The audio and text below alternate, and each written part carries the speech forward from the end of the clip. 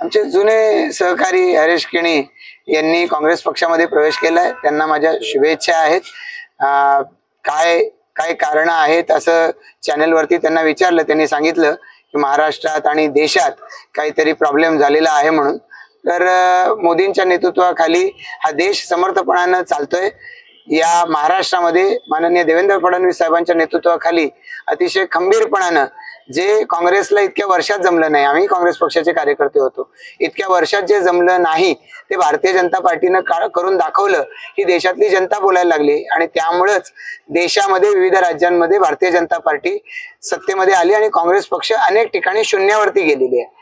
तर अशा पद्धतीनं हा सगळीकडचा इतिहास पाहता त्यांना नेमक्या काय कारणामुळे जावं लागलंय मला माहिती नाही, कारण त्यांनी त्याचा उल्लेख केलेला नाही।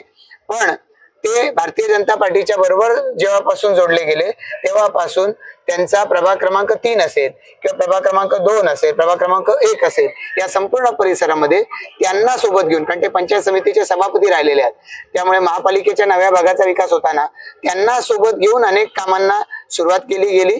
भारतीय जनता पार्टीच्या आणि महायुतीच्या मुळेच महापालिकेच्या क्षेत्रामध्ये विविध परिसराचा विकास झालेला आहे। समस्या, लोकांच्या अडचणी सोडवण्याला सुद्धा सुरुवात झालेली आहे।